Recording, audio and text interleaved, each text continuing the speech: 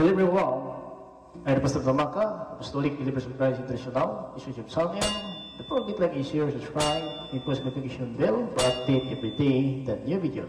Thank you so much. God bless us all. Magandang umaga po sa lahat sa ating mga viewers, listeners dito po sa ating YouTube channel sa Facebook. Ngayong kapayapaan at habag biyan ng Diyos na isama sa atin sumagitan ng ating Panginoon si Kristo. Ito sa Tamaka, Apostolic Believers of Christ International. Kapatid, sa oras na ito ayon na sa lahat, magpasalamat tayo sa ating Panginoon Diyos Ama. Walang iba ang ating Panginoon si Kristo. At mga kapatid, ang palibing araw is May 1, 2024. Mga kapatid, at ito po ay ating gagawin na naman palibagong video tungkol po sa ating kaligtasan na tayo pinabigyan ng Panginoon ng pagkataon na ating maparating ang kanyang salita sa buong salibutan sa magitan ng YouTube channel, Facebook. So kalimutan natin sa ating mga kasama sa YT YouTube channel ay like and share lang po natin or subscribe. Then post natin ang notification bell for update everyday new videos or live streaming concerning the Word of God about the salvation in the day of Jesus Christ. Mga kapatid, yan talaga ating ginagawa, no? Sa bawat araw, lubin ng Diyos ay makagawa tayo ng mga video kahit nasa mga minuto lang po ay malaga na po yan, dahil po mas malaga ang kaligtasan kaysa mga bagay na tinakamtan na may katapusan. So, lahat po ng bagay na ating nakamtan ay may katapusan, mawala ang langit at lupa. Mga kapatid, tandaan po natin, at ang lahat ng bagay na ating nakita ngayon ay mawala po ito. Subalit ang sumunod ng kalooban ng Diyos ay manatili magpakailanman. Sa 1 John in chapter 2 in verse 17. Mga kapatid, lahat ng pagnanasa ng tao, lahat na anuman ang nasa tao, mawala. Ngunit ang sumunod ng kalooban ng Diyos manatili magpakailanman. Ay mga kapatid, sa lahat ng panahon sa ating buhay, wala naman tayong hinangad na pinakamahalaga, mga kapatid, na sana po magkaroon tayo ng kaligtasan. Ito po ay inaasam natin, at dahil po nangako ang Panginoon Kristo na siya ay babalik at kukunin po tayo. So yan mga kapatid, ating inasahan, sapagkat ang nagsalita po, ang nangako po ang anak ng Diyos na kanya isinugo dito sa limutan upang tayong lahat talaga na nailalim sa kamatayan, nagmula kay Adan, no? At saka si Eva, mga kapatid, ay namatay tayo dahil po sa kasalanan nila na kailangan linabag po ang utos ng Diyos. So, pangbalik po mga kapatid tayo sa kamatayan, napunta tayo sa kaharian ng Diyos, ay talagang isinugo niya ang kaisa-isa niyang anak. Kaya nga pinatunayan sa Biblia mga kapatid na dahil po sa isang tao ay dumating sa atin ang kamatayan, at dahil naman sa isang tao ay dumating ang muling pagkabuhay ng mga patay. Ibig sabihin, mabuhay tayo kay Kristo. Kay Adan po, mamatay tayong lahat. Ngunit mga kapatid, kay Kristo mabubuhay naman tayo mga kapatid. So yan mga kapatid, ang dapat malaman natin na talagang ganoon na lamang ang pag-ibig ng Diyos sa atin, na kanyang isinugo talaga ang kaisa niyang anak upang sa sumampalataya hindi mapahamak, kundi magkaroon ng buhay na walang hanggan. Na mga kapatid, dito sa 20:21, 22 dito po sa 1 Corinthians in chapter 15, 20-21, pakinggan natin. Ngunit ang totoo, muling nabuhay si Kristo bilang katibayan na muling bubuhayin ang mga patay. Dahil sa isang tao na si Adan, dumating ang kamatayan sa lahat ng tao. At dahil din sa isang tao na si Kristo, muling mabubuhay ang mga patay. Sapagkat kung paanong tayong mga tao ay mamamatay dahil sa kaugnayan natin kay Adan, ganoon din naman dahil sa ating kaugnayan kay Kristo, tayong lahat ay muling mabubuhay. Amen. Diba? Maliwanag po. Now, mga kapatid, sa ating panahon ngayon, now alam naman natin na itong mga bagay na ating nakamtan, lahat po may katapusan. Tayong lahat niya mamatay. Ano pa kaya itong mga bagay lang na ginawa ng Panginoon para lang po sa atin. So mamatay nga ang nag-aari, so lalo na pong pinag-arian ay mawala din. Dahil po sa Biblia ay nagpatunay ang Biblia na matutupok na apoy lahat ng bagay sa sanlibutan. So kaya ang kaligtasan, ito mga kapatid, ating pinahalagaan na sana po wag tayo magsawa, wag po tayong mainit na baka sabihin natin na pulo na lang salita ng Diyos ang makikita niyo sa channel natin. So yun talaga ang purpose na nag-create tayo ng channel sa YouTube channel, sa Facebook, para maparating natin ang mensahe ng Diyos. So nasa inyo na po yan, mamili lang po tayo kung anong gusto natin, talagang buhay na wala hanggang o hanggang lang po sa sanlibutan. Kaya sinabi sa ating givers na lahat po ng sa sanlibutan mawala, pero ang sumunod ng kalooban ng Diyos ay manatili magpakailanman, no? Ayon po sinabi ng Apostol Juan sa 1 John chapter 2 and verse 17. So yun po ang sinabi ng Banal na Aklat. Ang mundo at lahat ng bagay dito na hinahangad ng tao ay mawawala. Ngunit ang taong sumusunod sa kalooban ng Diyos ay mabubuhay magpakailanman. Ayan po, lahat mawawala. Kaya nga, kung ang ang nag-aari ng mga bagay mawala, ano pa kaya? No, mga kapatid, yung mga pinag-arian lang po, mawala din yon. Pero ang sumunod ng kalooban ng Diyos manatili magpakailanman. So yan mga kapatid, ang sentro ng buhay natin na sana po ang kaligtasan ay ating makamtan. Kasi hindi pa po mga kapatid huli ang lahat.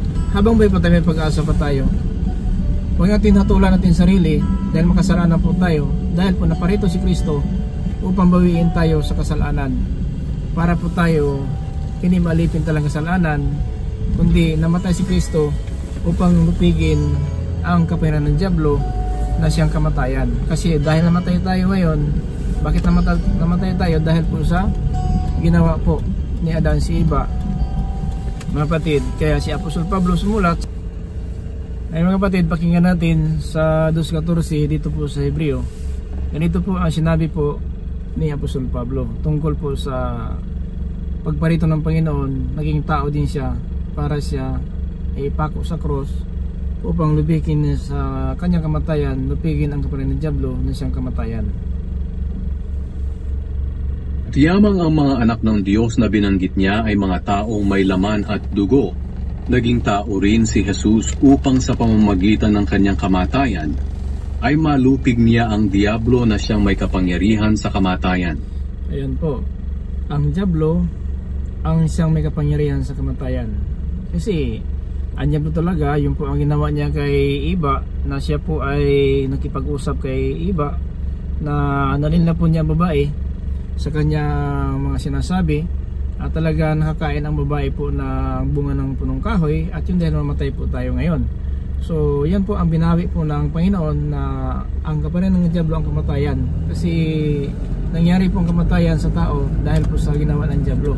So yun po ang babawiin tayo ng Panginoon Jesucristo. Siya po ay sinugo ng Diyos Ama para lupigin niya ang kamatayan. Ito po ang diablo na may siyang kapangyarihan ng kamatayan. Kasi ang mga tao ngayon na sumusunod na ugali ng diablo, so yun talaga, mamatay talaga tayo sa atin niya yung kamatayan kay Adan si Eva. Pero yung gawa natin, ito po ang impyerno na pangalawang kamatayan. Now, sa Genesis chapter 3 in verse 1 up to 5, pakinggan natin mga kapatid. Sa lahat ng hayop na nilikha ng Panginoong Diyos, ang ahas ang pinakatusok. Minsan tinanong ng ahas ang babae, "Totoo bang pinagbabawalan kayo ng Diyos na kumain ng bunga ng alinmang puno sa halamanan?" Sumagot ang babae, "Makakain namin ng kahit anong bunga ng puno rito sa halamanan, maliban lang sa bunga ng puno na nasa gitna ng halamanan. Sapagkat sinabi ng Diyos na hindi kami dapat kumain o humipo man lang ng bunga ng punong iyon. Kapag ginawa namin iyon, mamamatay kami." Pero sinabi ng ahas, "Hindi totoong mamamatay kayo." So yan po So sinabi ng Panginoon, mamamatay kayo. Pero ang sabi ng ahas, hindi kayo mamamatay. So yan po ang nangyari po, na namatay tayo ngayon dahil po na nanalo po ang ahas sa babae. Kasi sabi niya, hindi kayo mamatay. Pero ang sinabi sa verse 3 ng babae, maliban lang sa bunga ng puno na nasa gitna ng halamanan. Sapagkat sinabi ng Diyos na hindi kami dapat kumain o humipo man lang ng bunga ng punong iyon. Kapag ginawa namin iyon, mamamatay kami. Pero sinabi ng ahas, hindi totoong mamamatay kayo.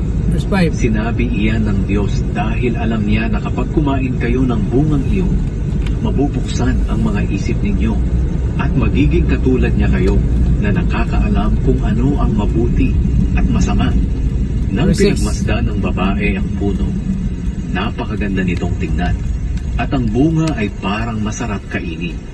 At dahil sa pagnanais niyang maging marunong, pumitas siya ng bunga at kumain ito. Binigyan din niya ang kanyang asawa na kasama niya at kinain din ito. So yan po mga batid, no? So nang tinigan po ng babae ang bunga ng punong kahoy na yan, na parang masarap kainin at gusto siya maging marunong tulad ng Diyos. Kaya po yun po ang dahilan na nagkasala po ang tao na ginawa po ng Panginoon. At dahil dyan, mamatay tayo. Kasi maliwanag sinabi ng Panginoon sa chapter 2 verse 17 na kapag kumain kayo, tiyak mamatay kayo. Ayon po sa Genesis chapter 2:17. Maliban lang sa bunga ng punong kahoy na nagbibigay ng kaalaman kung ano ang mabuti at masama. Sapagkat sa oras na kainin mo ito, tiyak na mamamatay ka. So yun po sinabi ng babae, tama ang sinabi ni iba dahil po pinagbilinan sila ng Panginoon. Tama ang sinabi niya. Pero ang sagot na ahas, hindi kayo mamatay. Kapag kumain kayo, ang sabi ng ahas na matutulad kayo ng Diyos na magkakaunawa kung ano mabuti, anong masama. So yun po ang dagdag po ng ahas nakasulat sa Biblia. Ito yung salita ng ahas, hindi salita ito ng Diyos. Kasi nadagdag po ito, nakasulat ito ng sinabi na ahas din kung ano sinabi na ahas na para malinla ang babae, hindi kayo mamatay. So hindi po yan nakasulat, hindi po sinabi ng Panginoon hindi ka mamatay. Ang sinabi ng mamamatay kayo. So nakasulat din dito ang sinabi ng ahas. No? Dito sa Biblia, ang mga sinasabi ng ahas, ng diablo, at saka ang salita ng Diyos nandito sa Biblia. Kaya maging maigmat po tayo. Bakit namatay tayo? Dahil po sa ginawa ng ahas. Kaya naparito ang Panginoon Kristo ayon po sa Hebreo ating binabasa in chapter 2 verse 14 na naparito ang anak ng Diyos, ang Panginoon Kristo, para mababawi tayo, mga kapatid, sa kapangyarihan ng kamatayan. Tiyamang ang mga anak ng Diyos na binanggit niya ay mga taong may laman at dugo. Naging tao rin si Jesus upang sa pamamagitan ng kanyang kamatayan ay malupig niya ang diablo na siyang may kapangyarihan sa kamatayan. So yan po, siya po ang dahilan bakit namatay tayo. Kaya maliwanag na, mga kapatid, maliwanag nga sinabi ni Apostol Pablo sa 15, mga kapatid, 21-22 dito po sa 1 Corinthians, no? Maliwanag po yan ang sinabi ng Apostol Pablo dahil sa isang tao na si Adan. Dahil sa isang tao na si Adan, dumating ang kamatayan sa lahat ng tao. At dahil din sa isang tao na si Kristo, muling mabubuhay ang mga patay. Sapagkat kung paanong tayong mga tao ay mamamatay dahil sa kaugnayan natin kay Adan, ganoon din naman dahil sa ating kaugnayan kay Kristo, tayong lahat ay muling mabubuhay. Amen. So kaya ang ating viewers, na ang sumunod ng kalooban ng Diyos manatili magpakailanman. So anong gawin natin para magkaroon ng buhay? Sundin lang po ang salita ng Diyos. Kasi namatay tayo dahil po sa paglabag ni Adan si Eva ng isang babala sa Genesis chapter 2 and verse 16 up to 17. Balikan natin mga kapatid, 16-17 sa Genesis. At sinabi niya sa tao, makakakain ka ng kahit anong bunga ng punong kahoy sa halamanan, maliban lang sa bunga ng punong kahoy na nagbibigay ng kaalaman kung ano ang mabuti at masama. Sapagkat sa oras na kainin mo ito, tiyak na mamamatay ka. So yan po talaga ang sabi ng Panginoon. So hindi po ito natupad nila dahil po si Diablo.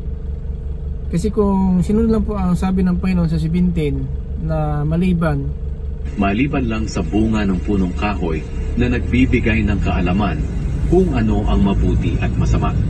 Sapagkat sa oras na kainin mo ito, tiyak na mamamatay ka. Yan po ang sinabi ng babae dito sa verse 3. Chapter 3 verse 3 sa Genesis. So sinabi ng babae din ito, hindi nakalimutan niya ito. Pero ang pinaniwalaan niya ang sinabi ng diablo. Maliban lang sa bunga ng puno na nasa gitna ng halamanan. Sapagkat sinabi ng Diyos na hindi kami dapat kumain o humipo man lang ng bunga ng punong iyon. Kapag ginawa namin iyon, mamamatay kami. Pero sinabi ng ahas, hindi totoong mamamatay kayo. So nakasulat ito sa Biblia, sinabi ng ahas, hindi totoong mamatay kayo. Kasi itong ahas na ito po ang diablo. No, ito po ang diablo.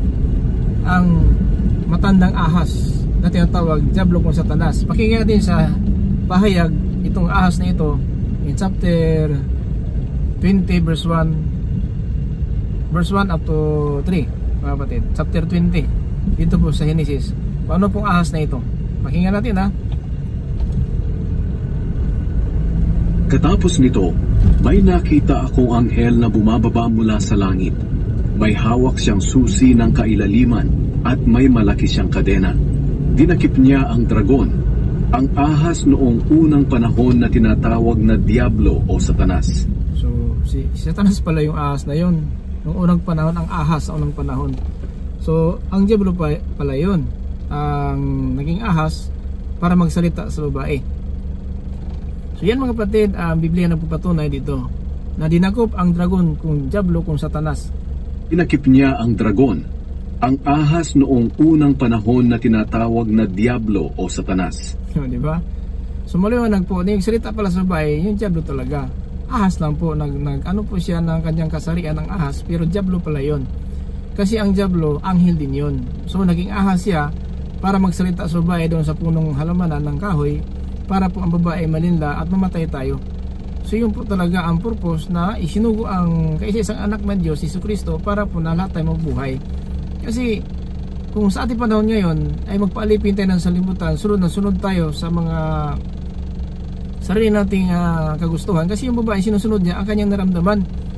Kasi na tinitigan po ng babae yung bunga, ay nagroon siya ng pagnanasa. Mga kapatid, verse 6 up to 7 dito po sa Genesis chapter 3.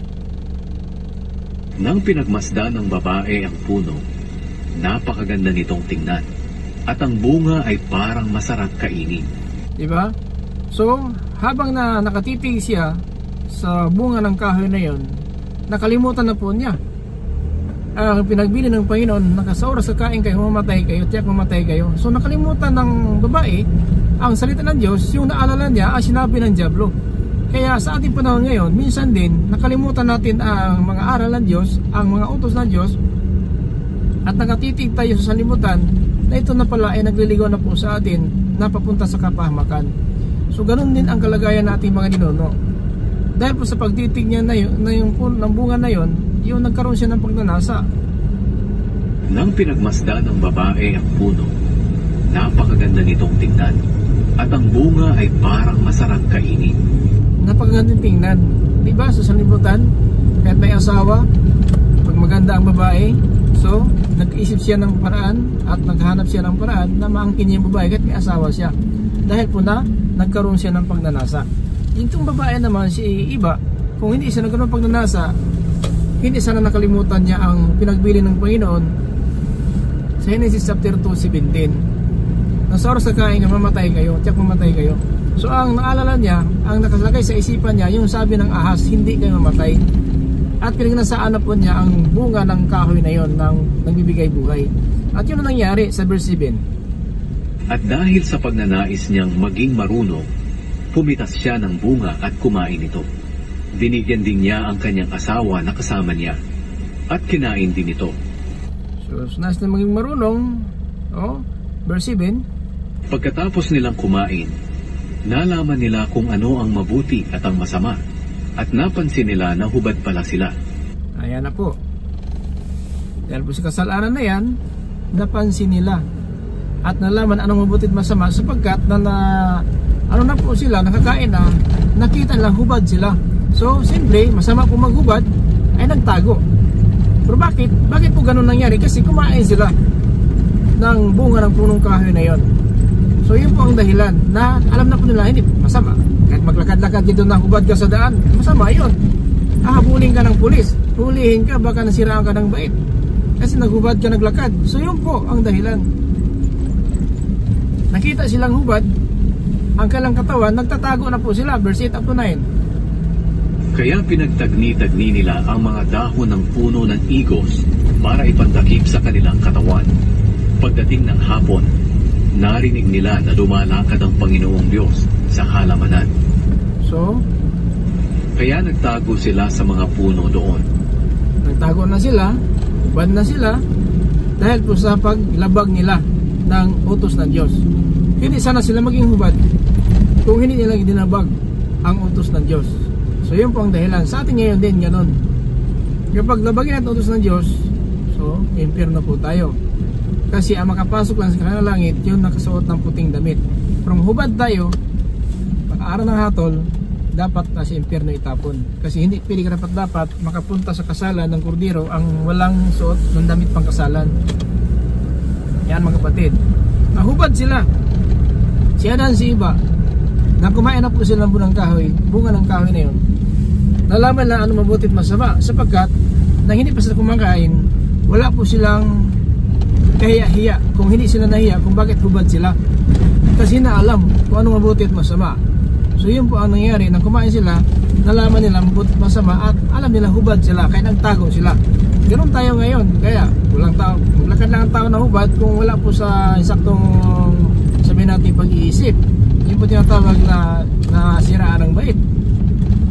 So hindi naman tayo nasiraan ng bait, kaya alam natin na dapat paglabas sa bahay, nakadamit tayo, hindi tayo hubad, kasi alam natin ang mabuti at masama. Na ngayon, alam po natin mabuti at masama, so pili tayo. Kung ano mabuti, doon tayo. Huwag natin gawin ang masama. Pero ngayon, at alam ng tao masama, ginawa pa rin ang masama.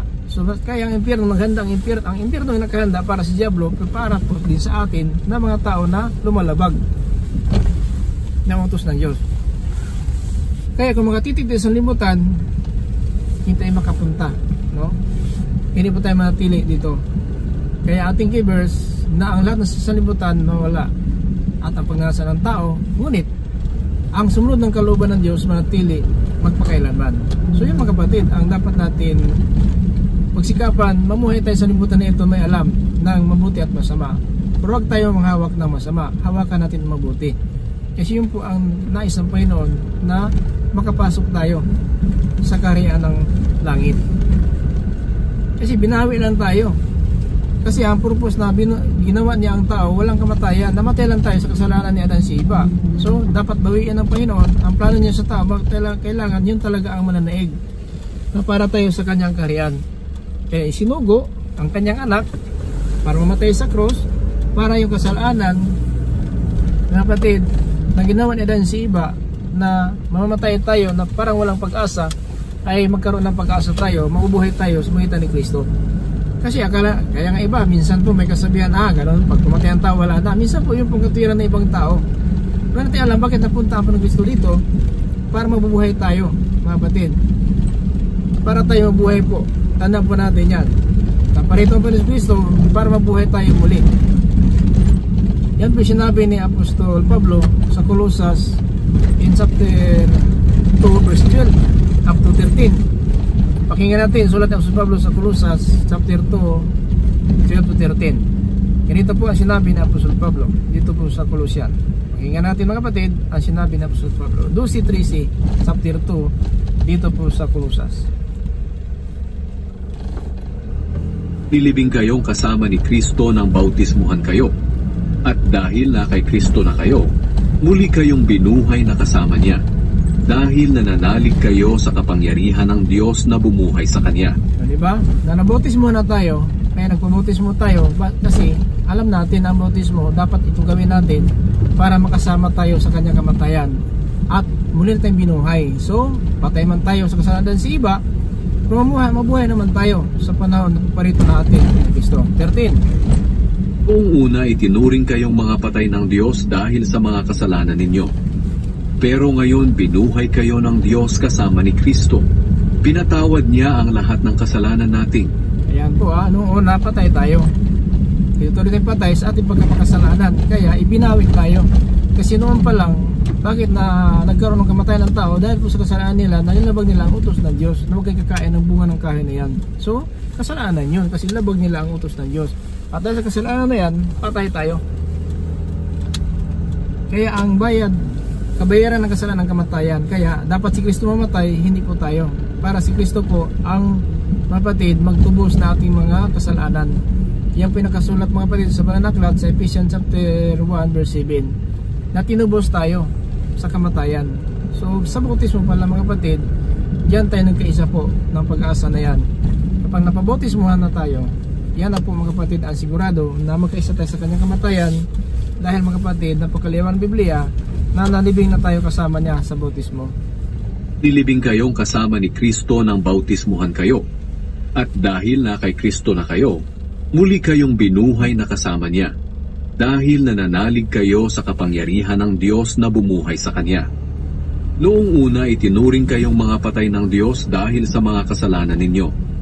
Pero ngayon binuhay kayo ng Diyos kasama ni Kristo. Pinatawad niya ang lahat ng kasalanan natin. Diba? Lahat ng kasalanan. Huwag mo na sabihin, makasalanan ko pastor, walang pag-asa. Hindi mo lang kasi alam kung anong biyaya ng Diyos.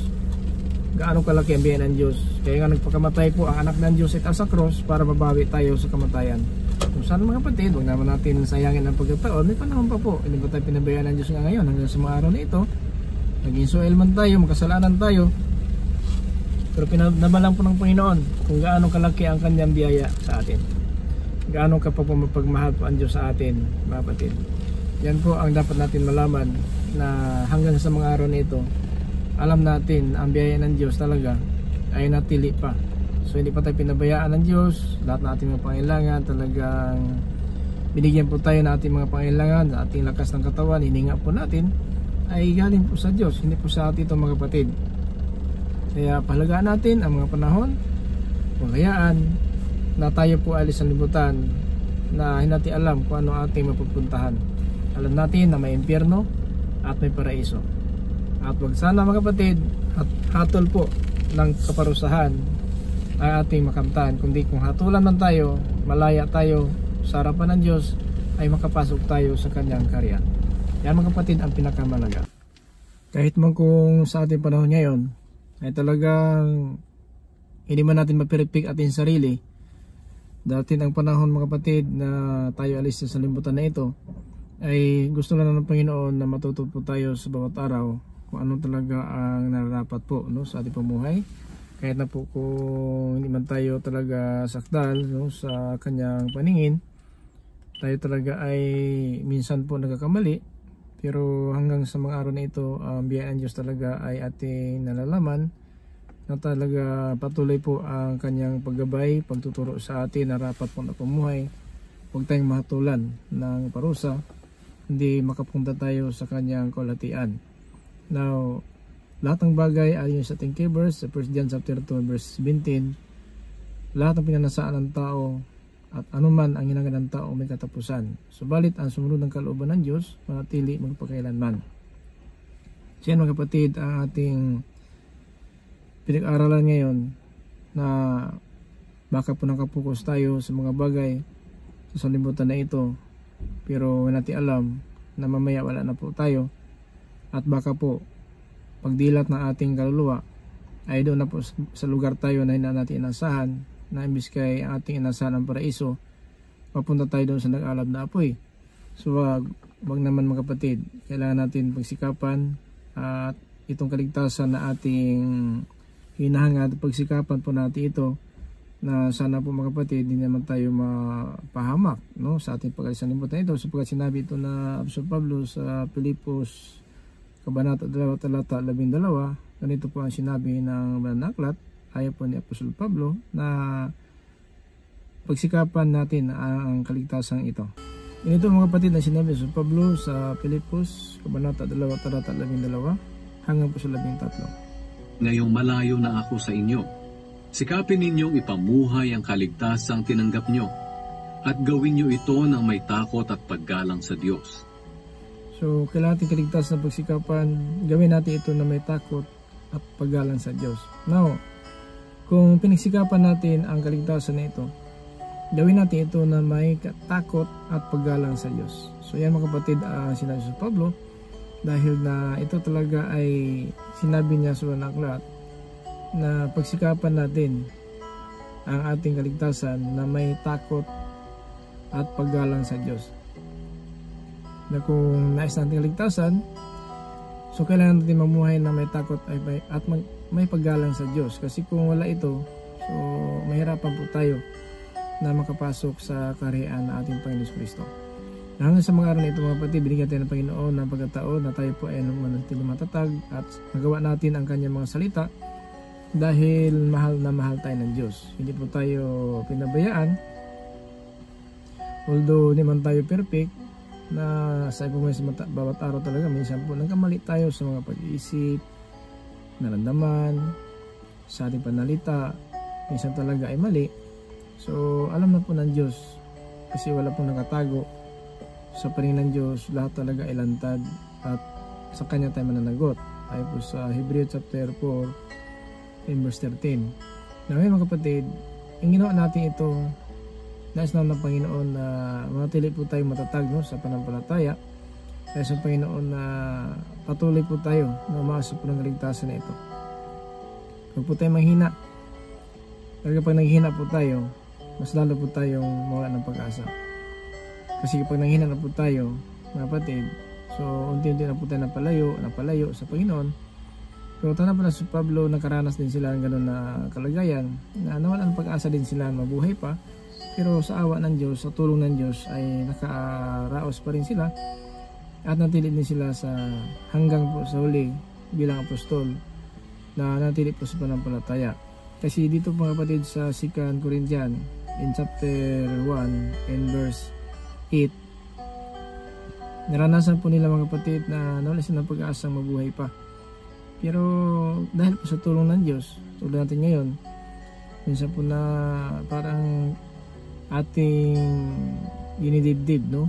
Ang mga naranasan natin, mga problema, pagsubok sa buhay. Minsan din na parang nawala tayo ng pag-asa. Tulad ng Pablo, nawala ng pag-asa si Silas, na sabihin natin maligtas pa sila sa ganung kalagayan. Tulad natin ngayon, akala natin wala na solusyon ito, malaking problema, mabigat na suliranin, akala natin wala na solusyon. So ganun lang po yan habang sa katawan tayo, dumadaing po tayo sa mga suliranin sa buhay. Napakinggan natin sa 2 Corinthians chapter 1 verse 8. Ito mga kapatid. Mga kapatid, gusto naming malaman ninyo ang mga paghihirap na dinanas namin sa lalawigan ng Asya. Napakabigat ng mga dinanas namin doon. Halos hindi na namin nakayanan at nawalan na kami ng pag-asang mabuhay pa. Mga kapatid, no? So, ganun tayo habang sa katawan tayo. Minsan dumating po sa atin ang ganung mga problema sa buhay. Dumating po sa atin ang mga pagsubok na talagang ito po ay nagyayanig kung nagpapahina po sa atin.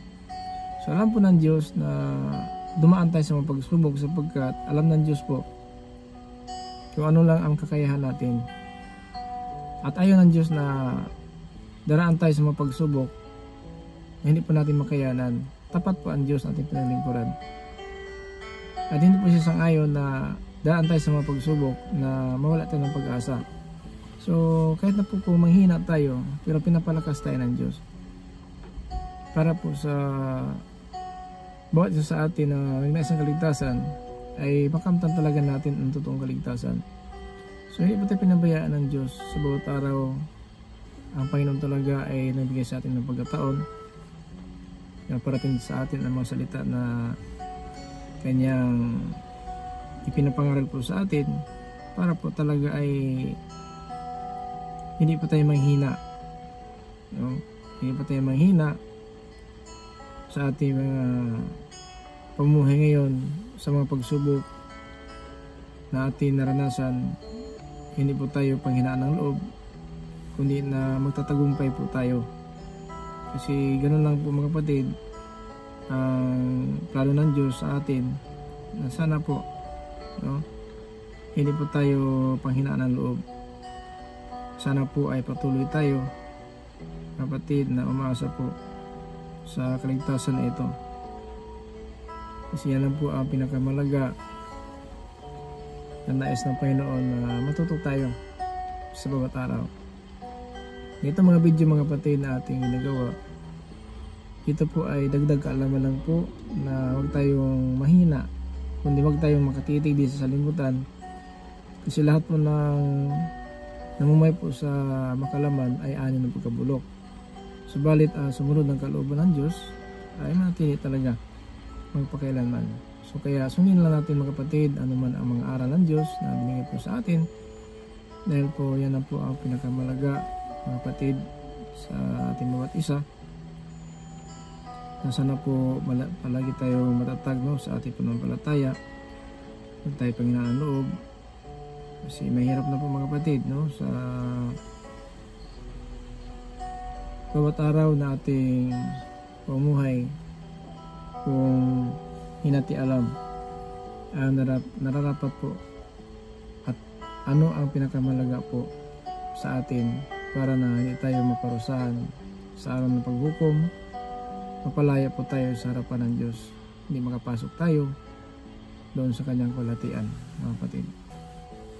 Kaya mga kapatid, iwasan natin ang pagsunod, no, ng hilig ng laman. Kasi kapag ganun po mga kapatid, kamatayan anihin po natin sa ating pumuwi sa libutan. Iwasan po natin talaga ang makamundo, makalaman na pumuhay, mga masamang pag-iisip, kasi wala tayong maani dyan, mapagpala. Ayon po sa Galatia chapter 6 verse 8, pakinggan natin. Kung ang ninanasa ng laman ang sinusunod ng isang tao, matayan ang aanihin niya. Pero kung ang banal na espiritu ang sinusunod ng isang tao, matatanggap niya mula sa espiritu ang buhay na walang hanggan. Kaya ganun po. Huwag natin hayaan na itong ating pamesalibutan na ito ay nakatitig tayo talaga sa mga bagay na may kabulukan. So, ibig sabihin, kung sa salibutan lang po ating iniisip, mayaman, magkaroon ng bahay, sasakyan, negosyo, lupa man, so ano pa man ating mga hinangad, wala po yan. Wala tayong mamadala kahit na po kung gaano kalaki ang kayamanan, gaano karami ang pira, gaano kaganda ang bahay, sasakyan, kung lupa man na binigay ng Diyos sa atin at ito na lang inasahan po natin, pero yung pala pagkamatay natin, mapahamak po tayo. Kaya maliwanag po na kung ano yung tinanim ng tao, anihin po yan. Sa city sa Galatia, pakinggan natin. Huwag ninyong linlangin ang inyong sarili. Ang Diyos ay hindi madadaya ni numan. Kung ano ang itinanim ng tao, iyon din ang kanyang aanihin. Kaya huwag tayo magtanim. Ibig sabihin, sa ating pumuhay ngayon, huwag natin gawin na habang buhay tayo, nakapokus lang tayo sa salibutan at mga bagay sa salibutan.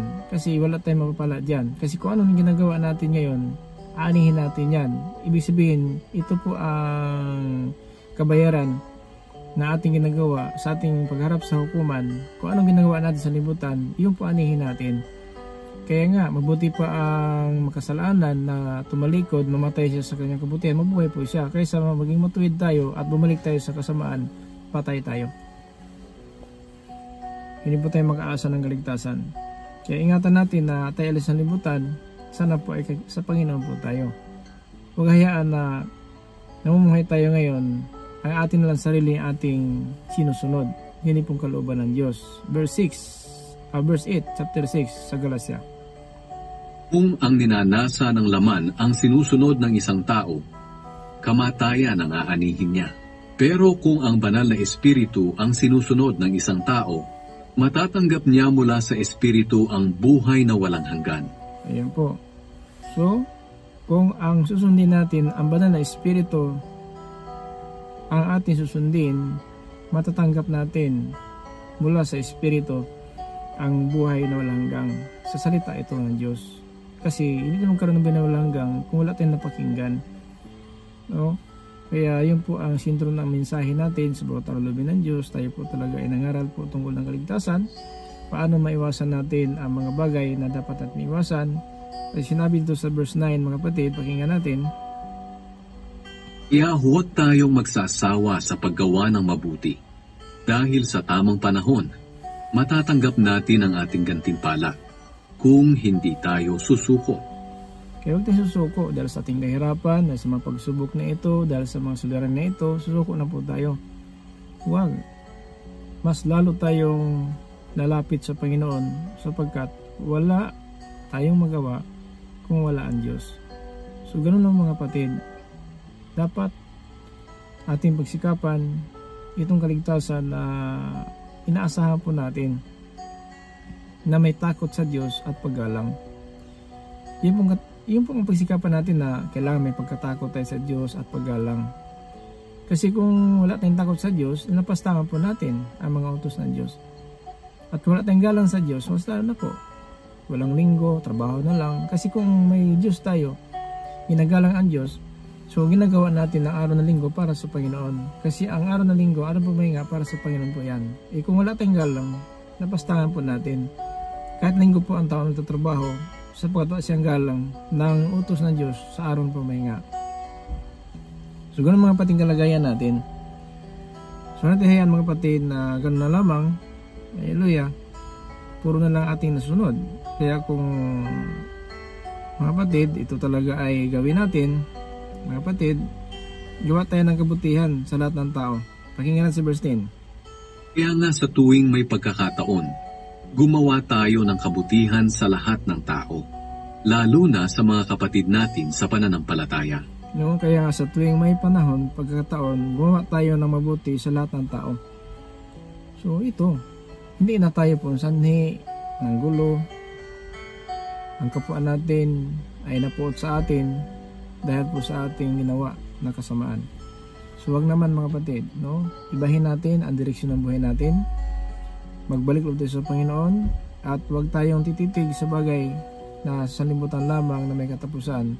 Titig tayo sa taas na doon po nakaupo sa kanan ng Diyos ang ating Panginoon Kristo, no?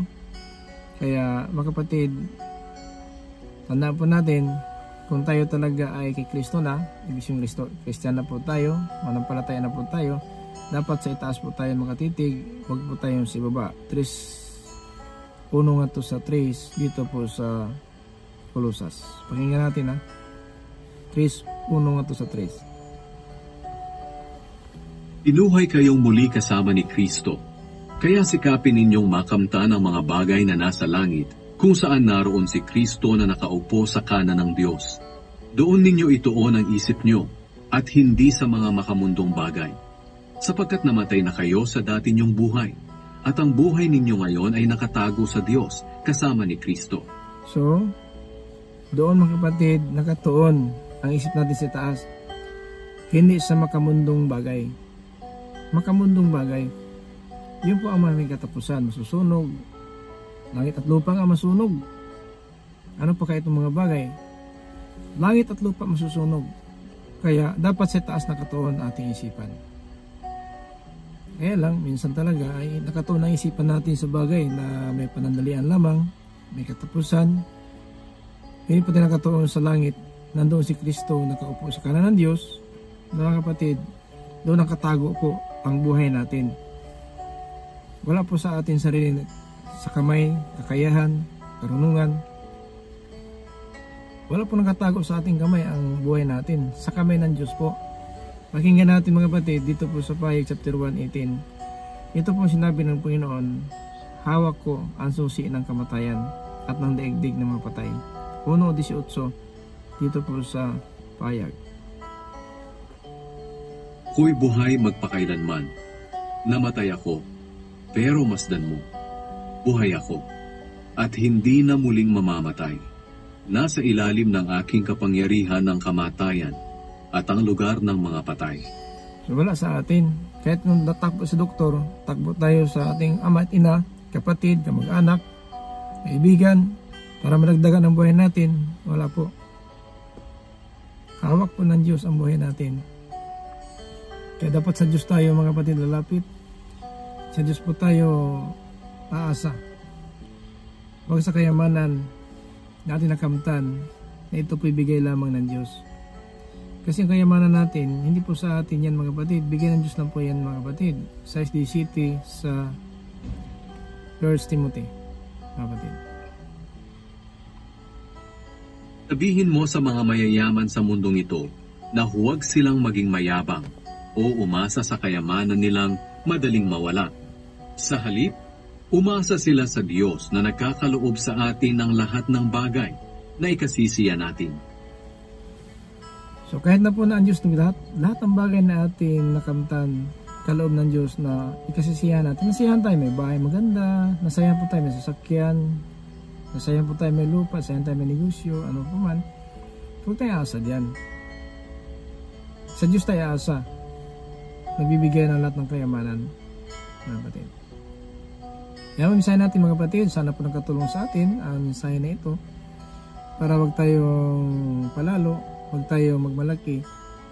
Sana po na mensahe na ito nakadagdag po sa ating kalaman at maiwasan na po natin ang mga bagay na ito po yung katapusan, kundi makapokus tayo sa salita ng Diyos na bigyan natin ng buhay na walang hanggan.